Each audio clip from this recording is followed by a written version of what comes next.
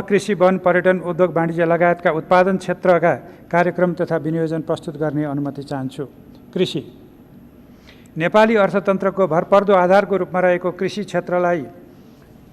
क्षेत्रमा कोरोना महामारीको कारण उत्पन्न भएको चुनौती र अवसरलाई सम्बोधन गर्न कृषिमा श्रम परिचालन, कृषि कार्यको व्यवसायीकरण, यान्त्रिकरण र आधुनिकीकरण गरी काम र रोजगारी सिर्जना गरिनेछ।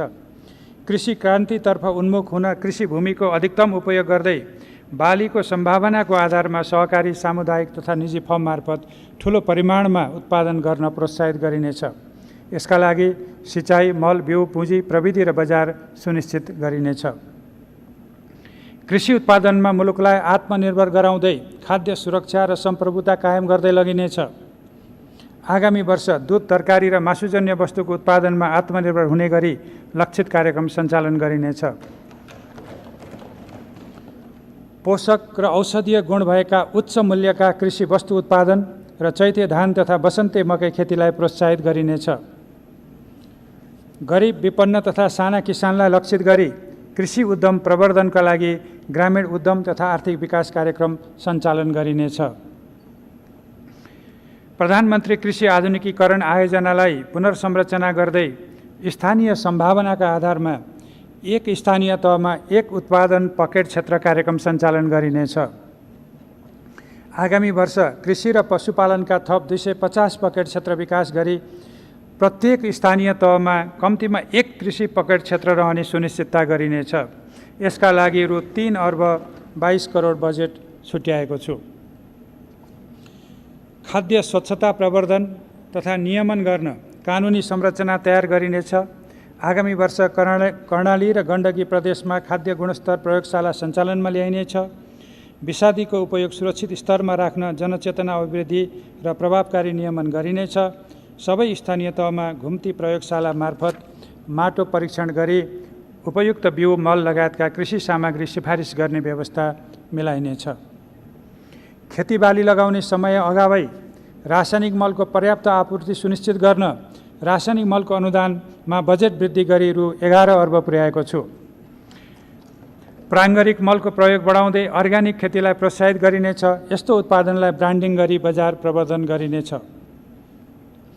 किसानलाई गुणस्तरीय र उन्नत जातको बिउ उपलब्ध गराउन बालीको उन्नत जात विकास गर्दै बिउको गुणस्तर परीक्षणलाई विस्तार गरी इजाजत प्राप्त विक्रेताबाट उन्नत बिउ खरिद गर्ने किसानलाई नगद फिर्ता गर्ने व्यवस्था मिलाइएको छ। कृषि उपजको बजारीकरण गर्न सबै स्थानीय तहमा बजार पूर्वाधार निर्माण गरिनेछ। काठमाडौँको चोभारमा निर्माणाधीन फलफुल तथा हाट बजार सञ्चालनमा ल्याइनेछ। सबै प्रदेशमा 78 कृषि थोक बजार निर्माणका लागि स्थानीय तहलाई वित्तीय हस्तान्तरण गर्न तथा प्रदेश स्तरीय कृषि उपजको हब मार्केट स्थापना गर्न बजेटको व्यवस्था गरेको छु। कृषि जमिनमा कृषकको पहुँच विस्तार गर्न करार खेती, चक्लाबन्दी र सामूहिक सहकारी खेतीलाई प्रोत्साहित गरिनेछ। कृषि उपजको समर्थन मूल्य तोकी खरिद गर्ने व्यवस्था मिलाइनेछ। आगामी वर्षदेखि स्थानीय तह, सहकारी सङ्घ संस्था एवं भूमि ब्याङ्क मार्फत हुने भूमि खेती र सामूहिक खेती गर्ने समूहलाई मात्र शीत भण्डार निर्माणमा अनुदान दिइने व्यवस्था मिलाएको छु। खाद्य सुरक्षा तथा आपूर्ति व्यवस्थापनलाई सुदृढ तुल्याउन र कृषि उपजको मूल्य सुनिश्चितता दिन 200 खाद्य भण्डारण केन्द्र स्थापना गर्न स्थानीय तहलाई रु 1 अर्ब वित्तीय हस्तान्तरणको व्यवस्था गरेको छु। यस्ता केन्द्र मार्फत समर्थन मूल्य तोकिएका कृषि उपज खरिद गर्ने र एक तहको प्रशोधन गरी बिक्री गर्न तथा सहकारी र निजी क्षेत्रमा हाल सञ्चालनमा रहेका खाद्य गोदामको मर्मत सम्भार गरी खाद्यान्न सञ्चय गर्न खाद्यान्न ब्याङ्कको अवधारणा कार्यान्वयन गर्ने व्यवस्था मिलाएको छु। सबै स्थानीय तहमा कम्तीमा एक कृषि र एक पशु सेवा प्राविधिकको व्यवस्था मिलाउन रु 50 करोडको व्यवस्था गरेको छु। कृषि क्याम्पसमा स्नातक अध्ययनरत विद्यार्थीलाई इन्टर्नसिप गराउने तथा विभिन्न प्राविधिक शिक्षालयमा अध्ययनरत विद्यार्थीलाई पढाइसँगै आय आर्जन गर्ने व्यवस्था मिलाएको छु। कृषि, बाली तथा पशुपक्षी बिमाको दायरा विस्तार गरी जोखिम न्यूनीकरण गर्न बिमा प्रिमियम अनुदान रकममा वृद्धि गरिएको छ। बाली बिमा गर्दा प्रिमियम बापत कृषकले तिर्नुपर्ने रकम बाली उत्पादन भएपछि तिर्न पाउने सुविधा दिइनेछ।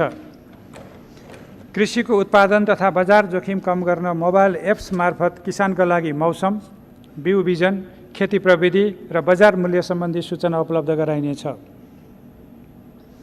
फलफुलका बिरुवा रोप्ने र संरक्षण गर्ने कार्यलाई अभियानको रूपमा सञ्चालन गर्न आगामी वर्ष कृषितर्फ थप 50 लाख र वनतर्फका कार्यक्रमबाट थप 55 लाख फलफुलका बिरुवा उत्पादन गरी वितरण गरिनेछ। प्रत्येक स्थानीय तहमा नर्सरी स्थापना गरी कम्तीमा 10,000 फलफुलको बिरुवा उत्पादन गर्न प्राविधिक सहयोग उपलब्ध गराइनेछ। उपयोगविहीन सार्वजनिक जग्गा, सडक र राजमार्गका किनारा र नदी उकासबाट प्राप्त हुने जमिनमा अभियानको रूपमा फलफुल र अन्य उपयुक्त खेती गर्न निजी, सहकारी र सामुदायिक सङ्घ-संस्थालाई प्रोत्साहित गरिनेछ। सहकारी सङ्घ-संस्था मार्फत कपास, रेशम, ऊन र अन्य धागोजन्य उत्पादन एवं प्रशोधनका लागि अनुदानको व्यवस्था गरेको छु। उखु उत्पादक किसानलाई उत्पादन परिमाणका आधारमा प्रदान गरिने अनुदानलाई निरन्तरता दिन रु 95 करोड विनियोजन गरेको छु। कृषि अनुसन्धान परिषदको कार्यक्षेत्र विस्तार तथा क्षमता विस्तार गरी स्थानीय मौलिक खाद्यान्न, पशुपक्षी तथा मत्स्यपालन एवं अन्य बालीको पञ्जीकरण, उत्पादकत्व र बहुप्रयोगका सम्बन्धमा अनुसन्धान गरिनेछ। कृषि क्याम्पसलाई अनुसन्धान कार्यमा प्रोत्साहित गरिनेछ। कृषकलाई व्यावसायिक पशुपालनमा आकर्षित गर्न नस्ल सुधार कार्यक्रमलाई प्रोत्साहन, घाँस खेती र बृहत चरीचरण क्षेत्र विकास तथा गुणस्तरीय पशु स्वास्थ्य सेवाको विस्तार गरिनेछ। मुख्य सिमानाकामा पशु क्वारेन्टाइन स्थापना गरी प्रयोगशाला र अन्य पूर्वाधारको व्यवस्था गरिनेछ। कृषिमा प्रदान गरिँदै आएको सबै प्रकारको अनुदान पुनरावलोकन गरी सङ्घ, प्रदेश र स्थानीय तहबीच यो सुविधा दोहोरो नपर्ने व्यवस्था मिलाइनेछ। कृषि ऋणमा सहज पहुँच पुर्याउन किसान क्रेडिट कार्डको सुरुवात गरिनेछ। खेतीयोग्य जमिन भएका स्थानीय तहका सबै वडामा किसानलाई सूचीकृत गरी कृषि तथा पशु सेवाको आधारभूत प्राविधिक सेवा तथा टेवा दिन कृषि स्वयंसेवकको परिचालन गरिनेछ। सिँचाइ तथा नदी नियन्त्रण। कृषियोग्य जमिनमा तत्काल सिँचाइ सुविधा पुर्याई कृषि उत्पादन वृद्धि गर्न साना मझौला सिँचाइ आयोजना निर्माणलाई मैले जोड दिएको छु। यसका लागि समृद्ध तराई मधेस सिँचाइ विशेष कार्यक्रम अन्तर्गत आगामी वर्ष तराई र भित्री मधेसका 25 जिल्लाका 5,000 स्यालो ट्युबवेल तथा 247 डिप ट्युबवेल जडान गरी थप 22,000 हेक्टर कृषियोग्य जमिनमा भूमिगत सिँचाइ सुविधा पुर्याउन रु 2 अर्ब 32 करोड विनियोजन गरेको छु। राष्ट्रिय गौरवको सिँचाइ आयोजना रानी जमरा, कुलरिया लगायत सिक्टा, भेरी बबई डाइभर्सन, बबई प्रगन्ना तथा बड्कापथ, बागमती, पालुङटार, बृहतदाङ उपत्यका लगायतका सिँचाइ आयोजनाको कार्यान्वयन गरिनेछ। महाकाली सिँचाइ आयोजनालाई राष्ट्रिय गौरवको आयोजनाको रूपमा विकास गरिनेछ। उक्त आयोजनाको लागि रु 10 अर्ब 25 करोड विनियोजन गरेको छु। सुनकोशी मरिन डाइभर्सन बहुद्देश्य आयोजनाको टनेल निर्माणको कार्य आगामी वर्ष सुरु गर्न रु 2 अर्ब 46 करोड विनियोजन गरेको छु। अन्य नदी पथान्तरण सहितका सिँचाइ आयोजनाको सम्भाव्यता अध्ययन सम्पन्न गरी प्राथमिकताका आधारमा क्रमशः निर्माण कार्य अघि बढाइनेछ। पहाडी तथा हिमाली क्षेत्रका नदी छेउछाउमा रहेका कृषियोग्य जमिनमा सौर्य ऊर्जाको प्रयोग गरी लिफ्ट सिँचाइ कार्यक्रम सञ्चालन गरिनेछ। प्लास्टिक पोखरी निर्माण, ताल तलैया संरक्षण तथा वर्षातको पानी सङ्कलन गरी सिँचाइ सुविधा पुर्याइनेछ। लिफ्ट तथा सोलर ऊर्जामा आधारित सिँचाइका लागि रु 1 अर्ब 31 करोड छुट्याएको छु। महाकाली, कर्णाली, नारायणी, कमला र कोशी लगायतका ठुला नदी र अन्य जोखिमयुक्त नदी नियन्त्रणका कार्यक्रम सञ्चालन गरिनेछ। सीमा क्षेत्रमा हुने नदी कटान र डुबानको समस्या समाधान गर्न द्विपक्षीय संयन्त्रलाई क्रियाशील बनाइनेछ। नदी नियन्त्रण र पहिरो व्यवस्थापनमा बायो इन्जिनियरिङ प्रविधिको प्रयोगमा जोड दिइनेछ। जनताको तटबन्ध कार्यक्रम अन्तर्गत रतुवा, मावा, बक्राहा, त्रियुगा, लखनदेही, कमला, खाँडो, बागमती, लालबकैया, पूर्वी राप्ती, पश्चिमी राप्ती, खुटिया, मोहना लगायतका नदीमा तटबन्ध निर्माण आयोजनाको लागि रकम विनियोजन गरेको छु। नदी नियन्त्रण कार्यक्रमका लागि रु 6 अर्ब 20 करोड विनियोजन गरेको छु। जल तथा मौसमजन्य विपदबाट हुन सक्ने जनधनको क्षतिलाई न्यूनीकरण गर्न मौसम पूर्वानुमानलाई विश्वसनीय बनाइनेछ। आगामी वर्ष थप दुई स्थानमा मौसमी राडार सञ्चालन गरिनेछ। कृषि तथा सिँचाइ क्षेत्रका लागि बजेट वृद्धि गरी क्रमशः रु 41 अर्ब 40 करोड र रु 27 अर्ब 96 करोड पुर्याएको छु। भूमि व्यवस्था। कोभिड-19 का कारण ग्रामीणमुखी हुन थालेको जनजीवन र वैदेशिक रोजगारीबाट युवाहरू फर्कने अवस्थालाई अवसरको रूपमा लिए कृषि कार्य गर्न चाहनेको भूमिमा पहुँच सुनिश्चित गर्न भूमि ब्याङ्कको स्थापना र सञ्चालन गर्ने व्यवस्था मिलाएको छु। सङ्घ, प्रदेश र स्थानीय तहको सहलगानीमा आगामी वर्ष 300 स्थानीय तहमा भूमि ब्याङ्कका इकाइ स्थापना गरिनेछ। भूमि ब्याङ्कले जग्गा धनीबाट लिजमा लिएको जमिन, सरकारी स्वामित्वको उपयोगमा नरहेको जमिन र नदी नियन्त्रणबाट उकास भएको जमिन कृषि कार्यको लागि उपयोग गर्न चाहने व्यक्ति तथा संस्थालाई निश्चित समयसम्म लिजमा उपलब्ध गराउनेछ। जमिन लिजमा लिए उत्पादन गर्नेलाई प्रोत्साहन स्वरूप कृषि सामग्रीमा सहुलियत दिइनेछ। बाँझो जमिन धेरै भएका स्थानीय तहबाट भूमि ब्याङ्कको स्थापना सुरु गरी क्रमशः सबै स्थानीय तहमा विस्तार गर्दै लगिनेछ। भूमि ब्याङ्कमा सेयर लगानी गर्न रु 50 करोड बजेट व्यवस्था गरेको छु। महिलाहरूको भूमिमाथिको अधिकार र स्वामित्व बढाउन प्रदेश र स्थानीय तहको समन्वयमा महिलाको नाममा जग्गाको स्वामित्व हस्तान्तरण गर्दा थप सहुलियत दिने व्यवस्था मिलाइनेछ। भूमि सम्बन्धी समस्या समाधान गर्न गठन भएको आयोग मार्फत आगामी आर्थिक वर्ष सुकुम्बासीको व्यवस्थापन तथा अव्यवस्थित बसोबासलाई व्यवस्थित गर्न 100 स्थानीय तहमा कार्यक्रम सञ्चालन गरिनेछ। मुक्त कमैया, हलिया, हरुवा चरुवा, कमलरी लगायतका सुकुम्बासी, भूमिहीन र सीमान्तकृत परिवारको जीविकोपार्जन सम्बन्धी कार्यक्रम सञ्चालन गरिनेछ। जग्गा प्रशासनसँग सम्बन्धित श्रेष्ठतालाई भू अभिलेख सूचना प्रणालीमा आबद्ध गर्ने कार्यक्रमलाई निरन्तरता दिइनेछ। आगामी आर्थिक वर्षभित्र 60वटा मालपोत र नापी कार्यालयलाई स्थानीय तहमा अभिलेखसहित हस्तान्तरण गरिनेछ। सूचना प्रविधिमा आधारित घर जग्गा रजिस्ट्रेसन प्रणाली कार्यान्वयनमा ल्याई सबै जिल्लामा मालपोत सम्बन्धी सेवालाई अनलाइन मार्फत प्रवाह हुने व्यवस्था मिलाइनेछ। भूमिको दिगो र महत्तम उपयोग सुनिश्चित गर्न भू उपयोग नक्सा तयार गरी जमिनको वर्गीकरण गरिनेछ। औद्योगिक विकास र सार्वजनिक निर्माणका लागि आवश्यक जग्गा प्राप्ति गर्न नीतिगत सुधार एवं सहजीकरण गरिनेछ। उत्पादनशील जमिनको खण्डीकरणलाई निरुत्साहित गर्दै कृषि, आवास र अन्य प्रयोजनको जमिनको नक्साङ्कन गरिनेछ। सरकारी, सार्वजनिक, सामुदायिक तथा गुठी जग्गाको अभिलेख तयार गरी संरक्षण गरिनेछ। भू सूचना सङ्कलन, विश्लेषण र उपयोगका लागि सबै स्थानीय तहको भू उपयोग नक्सा तथा डाटाबेस तयार गर्ने कार्य आगामी आर्थिक वर्षभित्र सम्पन्न गरिनेछ। नापजाँच गर्न छुट भएका गाउँ, ब्लक लगायत बाँकी जग्गाको किता नापी कार्य आगामी आर्थिक वर्षमा सम्पन्न गर्न रु 1 अर्ब 73 करोड बजेट विनियोजन गरेको छु। पूर्वाधार निर्माण कार्यमा उपयोग भएका जग्गाको लगत कट्टा गर्ने कार्यलाई स्थानीय तहको समन्वयमा सम्पन्न गरिनेछ। मुआब्जा भुक्तानी गरिएका जग्गाको फिल्ड नक्सा लगायतका सबै अभिलेखमा लगत कट्टा गरी नेपाल सरकारको स्वामित्व कायम गरिनेछ। सहकारी उत्पादनका साधनहरूको सामूहिकीकरण, स्थानीय स्रोतको परिचालन र आर्थिक सामाजिक रूपान्तरणबाट सामाजिक न्यायसहितको द्रुत आर्थिक विकास गर्न सहकारी क्षेत्रलाई परिचालन गरिनेछ। सहकारी सङ्घ संस्थालाई घरेलु तथा साना उद्यमको प्रवर्धन, कृषि उत्पादन, भण्डारण र प्रशोधन एवं गरिबी निवारण सम्बन्धी कार्यक्रममा प्रोत्साहित गरिनेछ। सहकारीको माध्यमबाट कृषि सामग्री, पुँजी, प्रविधि र बजारमा कृषकको सहज पहुँच सुनिश्चित गरिनेछ। सहकारी क्षेत्रको सिद्धान्त मूल्य मान्यतासँग तादात्म्यता हुने गरी सहकारी अभियानलाई अघि बढाउन संस्थागत क्षमता वृद्धि, स्वनियमन र सुशासन प्रवर्धन गरिनेछ। सबै प्रकारका उत्पादन, सङ्कलन, भण्डारण र वितरणसम्मका श्रृङ्खला विकास गर्न र सहकारी पसललाई थोक मूल्यमा आवश्यक वस्तु उपलब्ध गराउन प्रत्येक प्रदेशमा सहकारी संस्थाकै सेयर लगानीमा थोक उपभोक्ता सहकारी संस्था स्थापना गरिनेछ।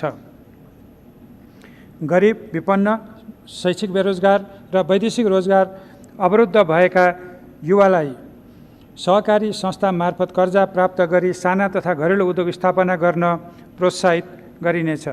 साना किसान विकास लघु वित्त वित्तीय संस्थालाई 1000 सहकारी संस्था मार्फत कर्जा प्रवाह गरी कृषि तथा साना व्यवसाय प्रवर्धन गर्न रु 3 अर्ब 60 करोड ऋण लगानी गर्ने व्यवस्था गरेको छु। बचत तथा ऋणको कारोबार गर्ने सहकारी संस्थालाई एक अर्कामा गाभिन तथा नवीन प्रविधिको प्रयोग बढाउँदै नगद रहित कारोबार गर्न प्रेरित गरिनेछ। सहकारी प्रणालीमा जोखिम न्यूनीकरणका लागि सहकारी कर्जा सूचना केन्द्र स्थापना गरिनेछ। सहकारी बचत तथा कर्जा सुरक्षण गर्ने व्यवस्था मिलाइनेछ। वन तथा वातावरण नेपालीको जीवन पद्धति र समृद्धिको आधारको रूपमा रहेको वन क्षेत्रलाई सम्वर्धन मार्फत वातावरणीय सन्तुलन कायम गर्दै वन सम्पदाको बहु उपयोग गरी आय, रोजगारी एवं व्यवसाय प्रवर्धन गरिनेछ। वैज्ञानिक वन व्यवस्थापनको माध्यमबाट वन पैदावारलाई आर्थिक क्रियाकलापसँग जोडिनेछ। समृद्धिका लागि वन कार्यक्रम सञ्चालन गरी वन पैदावारमा काष्ठ, गैर काष्ठ र जडीबुटीमा आधारित उद्यमको विकास गरिनेछ। सङ्घ, प्रदेश र स्थानीय तह एवं वन उपभोक्ता समूहको सहकार्य र समन्वयमा वनको सुरक्षा, वृक्षारोपण र विविधीकरण गर्दै चरण क्षेत्र, सिमसार, तालतलैया, जैविक विविधता र वातावरण संरक्षण गरिनेछ। नेपाल सरकारका आयोजनाले वनको क्षतिपूर्ति बाबत रकम उपलब्ध गराउनु नपर्ने व्यवस्था मिलाइनेछ। विकास आयोजनाले प्रयोग गरेको वन क्षेत्रको क्षतिपूर्ति स्वरूप सार्वजनिक पर्ती जग्गा, झाडी बुट्यान क्षेत्र र वन नभएका स्थानीय तहका उपलब्ध जमिनमा वृक्षारोपण गर्नुपर्ने प्रावधान कार्यान्वयन गरिनेछ। जडीबुटीको व्यावसायिक खेती विस्तार गर्दै प्रशोधन, बजारीकरण र विशिष्ट ब्रान्डिङ गरी निर्यात प्रवर्धन गरिनेछ। कर्णाली लगायतका हिमाली क्षेत्र र सुदूरपश्चिम प्रदेशमा जडीबुटी विकास विशेष कार्यक्रम सञ्चालन गरिनेछ। जडीबुटी उत्पादन तथा प्रशोधन कम्पनी लिमिटेडको क्षमता विस्तार गरी नवीन प्रविधिको प्रयोग गरी गुणस्तरीय उच्च मूल्यका जडीबुटीजन्य वस्तु उत्पादन गरिनेछ। राष्ट्रिय निकुञ्ज, आरक्ष, संरक्षित तथा मध्यवर्ती क्षेत्र, वनस्पति उद्यान र सम्भाव्य सामुदायिक वनलाई प्रकृतिमा आधारित पर्यटन गन्तव्यको रूपमा विकास गरिनेछ। बृहत वनस्पति उद्यान स्थापना सम्बन्धी प्रारम्भिक कार्य सुरु गरिनेछ। लोपोन्मुख तथा दुर्लभ वन्यजन्तुको प्रजाति संरक्षण गरिनेछ। मानव वन्यजन्तु द्वन्द्व न्यूनीकरण गर्न वन्यजन्तुको वासस्थान व्यवस्थित गरिनेछ। मध्यवर्ती क्षेत्रका बासिन्दालाई वन्यजन्तुको आक्रमणबाट जोगाउन भरपर्दो सुरक्षा व्यवस्था मिलाउनको साथै क्षतिपूर्तिको व्यवस्था गरिनेछ। कोशी, गण्डकी, कर्णाली र महाकाली जलाधार क्षेत्रमा एकीकृत रूपमा भू संरक्षणका कार्यक्रमहरू सञ्चालन गरिनेछ। राष्ट्रपति चुरे संरक्षण कार्यक्रमको पुनर्संरचना गरी भूक्षय नियन्त्रण, क्षतिग्रस्त भूमिको पुनर्स्थापना, कृषि, वन, बायो इन्जिनियरिङ सहितको तटबन्ध निर्माण कार्यलाई तीव्रता दिइनेछ। चुरे क्षेत्रमा वर्षातको पानी उपयोग, जल पुनर्भरण सहित सिमसार व्यवस्थापन र अति जोखिमयुक्त बस्तीको पुनर्व्यवस्थापनका लागि पुनर्स्थापनाका कार्यक्रम सञ्चालन गरिनेछ। चुरे संरक्षण सम्बन्धी कार्यक्रमका लागि रु 1 अर्ब 55 करोड विनियोजन गरेको छु। वातावरण संरक्षणसँग सम्बन्धी अन्तर्राष्ट्रिय तथा राष्ट्रिय प्रतिबद्धता र उत्तरदायित्वप्रति सरकार सजग छ। कार्बन उत्सर्जन न्यूनीकरण गरी मानव स्वास्थ्यको सुरक्षा गर्न देशका मुख्य शहरमा हुने वायु, ध्वनि, जल लगायतका प्रदूषण नियन्त्रणका मापदण्ड अद्यावधिक गरी लागू गरिनेछ। शहरी क्षेत्रमा वृक्षारोपणलाई प्रोत्साहित गरी हरित सहरको रूपमा विकास गर्दै लगिनेछ। प्रदेश तथा स्थानीय तहको सहकार्यमा जलवायुजन्य जोखिम न्यूनीकरण तथा अनुकूलन कार्यक्रम सञ्चालन गरिनेछ। वन क्षेत्रबाट कार्बन व्यापारको लाभ लिन रेड प्लस कार्यक्रमलाई निरन्तरता दिइनेछ। विश्वविद्यालय तथा अनुसन्धान प्रतिष्ठानको समन्वय र साझेदारीमा वन, वनस्पति, वन्यजन्तु, जैविक विविधता, जलाधार, वातावरण र जलवायु परिवर्तनका विषयमा अध्ययन अनुसन्धान गरिनेछ। पर्यटन कोरोना संक्रमण जोखिमको कारण विश्वव्यापी रूपमा आवागमन बन्द भई पर्यटन क्षेत्रमा परेको नकारात्मक प्रभावलाई मध्यनजर राखी हवाई सेवा, होटल, ट्राभल रेस्टुरेन्ट, ट्रेकिङ, पर्वतारोहण लगायतका सेवा क्षेत्रको पुनरुत्थान गर्न कर, शुल्क, ब्याज लगायतका सुविधाको व्यवस्था गरिनेछ। एक प्रदेश एक पर्यटकीय गन्तव्यको अवधारणा अनुरूप सबै प्रदेशमा ठुला पर्यटकीय पूर्वाधार विकास गरिनेछ। निजी क्षेत्र समेतको सहभागितामा हिमाली तथा पहाडी क्षेत्रमा पर्यटनका सम्भावना पहिचान गरी पर्यटक आकर्षण गर्ने मौलिक संस्कृतिको विकास र प्रवर्धन गर्न पर्यटन पूर्वाधारका लागि रु 1 अर्ब 26 करोड बजेट व्यवस्था गरेको छु। कोरोना संक्रमणको जोखिम नियन्त्रण हुनासाथ पर्यटन क्षेत्रलाई शीघ्र पुनर्स्थापित गर्न पर्वतीय, कृषि, ग्रामीण, जलयात्रा, सांस्कृतिक, मनोरञ्जन, खेल, स्वास्थ्य तथा पर्यटन लगायतका नयाँ पर्यटकीय सेवा विस्तार गर्न आवश्यक पूर्वाधार विकास गरिनेछ। पर्यटक आगमन, पदयात्रा, हिमाल आरोहण र उद्धारलाई थप व्यवस्थित एवं सुरक्षित बनाउन नवीन पर्यटक सूचना व्यवस्थापन प्रणाली लागू गरिनेछ। पर्यटन क्षेत्रमा अध्ययन र अनुसन्धान गर्न मानित पर्यटन विश्वविद्यालय स्थापनाका लागि सम्भाव्यता अध्ययन गरिनेछ। माध्यमिक तहभन्दा माथिको पाठ्यक्रममा पर्यटन विषय समावेश गरिनेछ। पशुपति, जनकपुर र मुक्तिनाथ सहित अन्य मठ, मन्दिर, गुम्बा तथा चुचुरा नदी, ताल र कुण्ड लगायतका धार्मिक तथा पर्यटकीय क्षेत्र विकास कार्यक्रमलाई निरन्तरता दिइनेछ। नेपाल एकीकरणको इतिहाससँग जोडिएका गढी, किल्ला र बाटोको संरक्षण गर्दै देशभरका सांस्कृतिक र ऐतिहासिक क्षेत्रलाई सांस्कृतिक एवं पर्यटकीय गन्तव्यको रूपमा विकास गरिनेछ। रारा ताल क्षेत्रको दीर्घकालीन विकासको लागि गुरु योजना तयार गरी कार्यान्वयन गरिनेछ।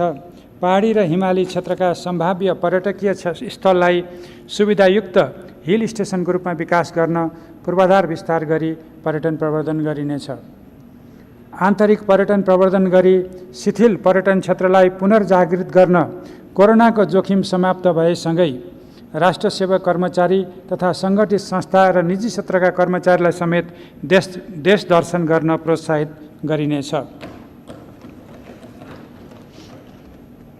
उद्योग कोभिड-19 को कारण हाल सञ्चालन अवरुद्ध भएका उद्योगहरू स्वास्थ्य सुरक्षा कायम राखी सहज सञ्चालनमा ल्याइनेछ।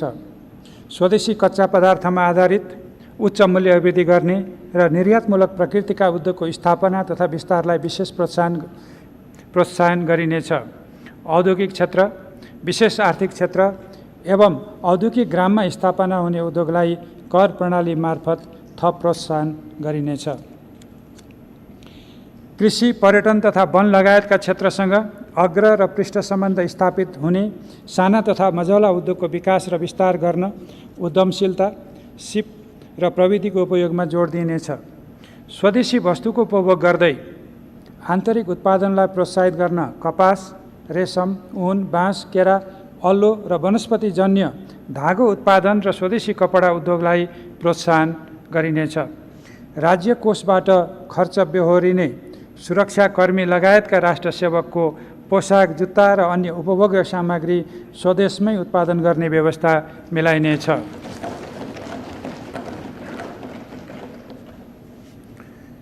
सबै प्रदेशमा कम्तीमा एक औद्योगिक क्षेत्र स्थापना गर्न, सुरु गरिएका औद्योगिक क्षेत्रको पूर्वाधार निर्माण कार्यलाई अघि बढाउन, निर्माणाधीन व्यापारिक मार्गलाई औद्योगिक कोरिडोरको रूपमा विकास गर्न र स्थानीय तहमा थप 130 वटा औद्योगिक ग्राम स्थापना गर्न र रु 2 अर्ब 64 करोड विनियोजन गरेको छु।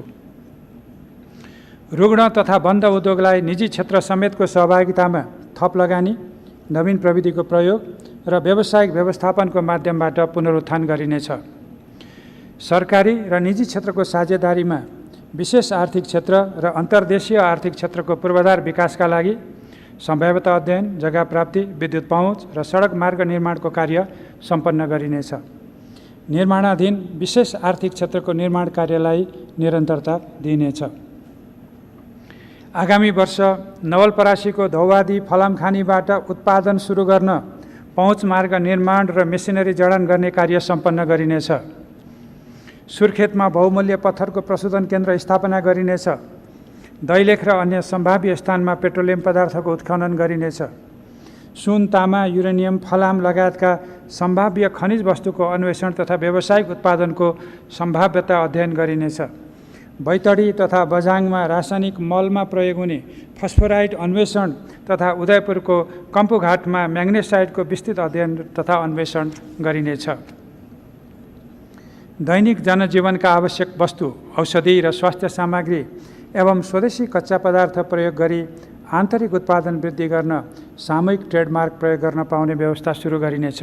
सबै प्रदेशमा गुणस्तर तथा नापतोल कार्यालय स्थापना गरिनेछ।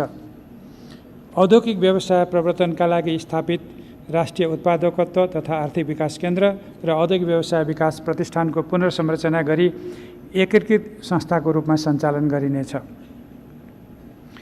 वाणिज्य तथा आपूर्ति। वैदेशिक व्यापारमा हाल देखिएको अवरोध न्यून गर्दै निर्यात, आयात र आपूर्ति व्यवस्थालाई सुचारू गरिनेछ। विश्व बजारमा सम्भाव्य प्रतिस्पर्धी वस्तुको उत्पादन बढाई निकासी प्रवर्धन गरिनेछ। विलासी एवं स्वास्थ्य र वातावरणीय दृष्टिले हानिकारक वस्तुको आयातलाई निरुत्साहित गरिनेछ। कम तौल, उच्च मूल्य र तुलनात्मक तथा प्रतिस्पर्धात्मक लाभ भएका वस्तुको पहिचान गरी निर्यात प्रवर्धन गर्न कर सहुलियत तथा थप नगद प्रोत्साहन दिइनेछ।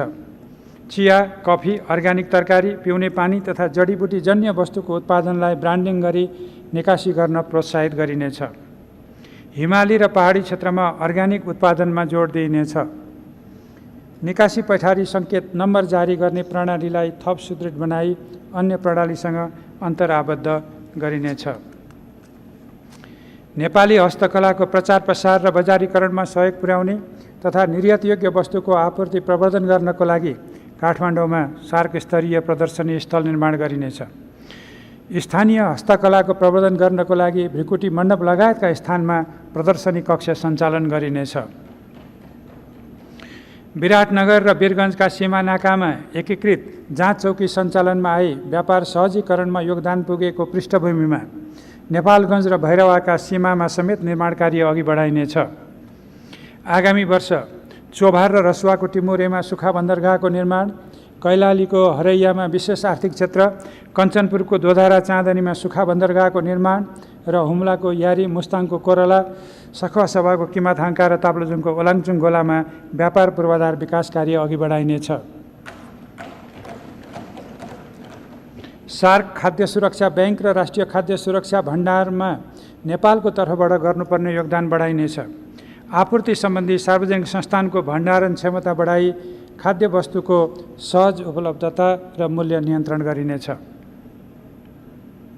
सङ्घ तथा सबै प्रदेशमा गरी 3,10,000 मेट्रिक टन क्षमताको भण्डारण गृह निर्माण तथा व्यावसायिक बिक्री केन्द्र स्थापना गरिनेछ। सबै स्थानीय तहमा खाद्य भण्डार स्थापना गर्न प्रोत्साहित गरिनेछ। विकट पहाडी तथा दुर्गम जिल्लामा खाद्यान्न र आयोडिनयुक्त नुन ढुवानी अनुदानलाई निरन्तरता दिइनेछ। स्वदेशी उद्योगलाई संरक्षण गर्न एन्टी डम्पिङ र काउन्टर भेलिङ शुल्कका माध्यमबाट आयात निरुत्साहित गरिनेछ। खाद्य र पेय पदार्थको मापदण्ड निर्धारण गरी मापदण्ड पुरा नभएका वस्तुको आयातमा बन्देज लगाउनुका साथै अन्तर्राष्ट्रिय नाकामा क्वारेन्टाइन जाँचको व्यवस्था मिलाइनेछ। आपूर्ति प्रणालीलाई सहज बनाइराख्न खाद्यान्न, इन्धन लगायत अत्यावश्यक वस्तुको पर्याप्त मौजदात राख्ने, स्वास्थ्य सजगता अपनाई बिक्री वितरण गर्ने, होम डेलिभरी सेवालाई प्रोत्साहित गर्ने र बजार अनुगमनलाई सघन बनाउँदै अनुचित मूल्य वृद्धि, कृत्रिम अभाव र कालो बजारी नियन्त्रण गर्ने व्यवस्था गर्दै उपभोक्ता हित संरक्षण गरिनेछ। नेपाल आयल निगम मार्फत पेट्रोलियम पाइपलाइन विस्तार, पेट्रोलियम भण्डारण र ग्यास बोटलिङ प्लान्ट स्थापना गरिनेछ। छिमेकी मुलुकसँगको वाणिज्य तथा व्यापार सन्धिको पुनरावलोकन गरी नेपाली वस्तुको निर्यात सहज बनाइनेछ। कूटनैतिक नियोग तथा द्विपक्षीय, क्षेत्रीय र बहुपक्षीय संयन्त्रको उपयोग गरी नेपाली वस्तुको अन्तर्राष्ट्रिय व्यापार विस्तार गरिनेछ। मित्र राष्ट्र चीनसँगको पारवहन सुविधा अन्तर्गत नेपाललाई उपलब्ध 4वटा सामुद्रिक र 3वटा स्थल बन्दरगाहको उपयोग गरी तेस्रो मुलुकसँगको व्यापार विस्तार गरिनेछ। यसका लागि आवश्यक कानुनी व्यवस्था मिलाइनेछ। वित्तीय क्षेत्र र निजी लगानी।